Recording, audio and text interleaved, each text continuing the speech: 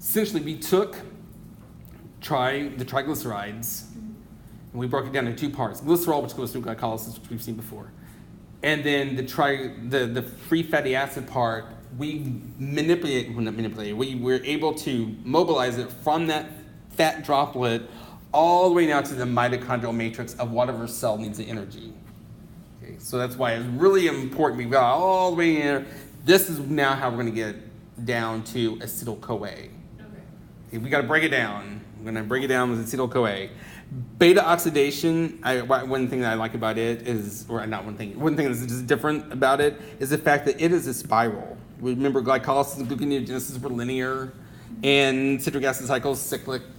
And we have the pentose phosphate, which kind of look like shoelaces or something. This one's a spiral, and that's because we can imagine if you start off with something that's got 20 carbons, how many carbons are in acetyl-CoA?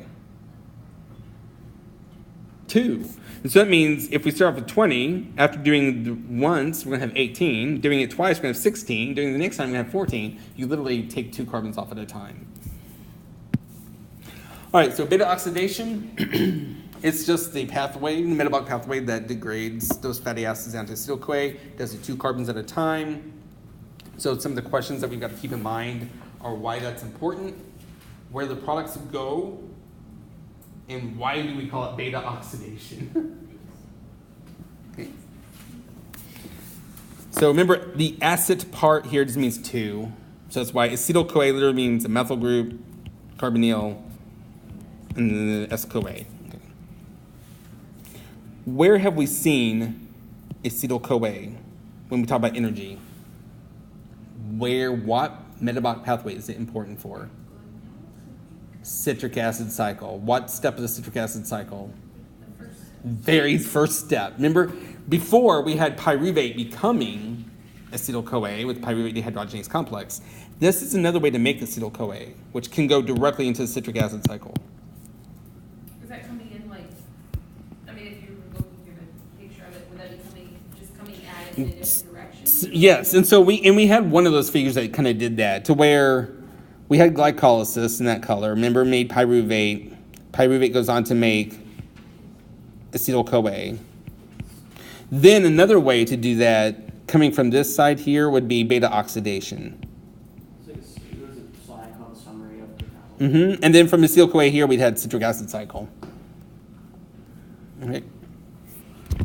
So why do you suppose it's important that it's called beta-oxidation? What does beta mean? Its location, which how many carbons away is beta? 2 from the ground zero portion. And then oxidation means it's being oxidized. So ultimately what that means is whatever carbon, if this was the ground zero carbon, which it is the ground zero carbon, the next carbon would be called alpha. This carbon right here is called beta. So it's going to go from a CH2 group to a ketone. Well, it's going to be fully oxidized. Okay, and so that's why this is important in beta oxidation. Okay. All right, and so rather than, I don't want to start, there's only 4 steps. Beta oxidation is simple in that sense, but you just repeat it over and over and over and over and over again. Okay. But there are only 4 steps, and we'll pick that up when we come back from spring break.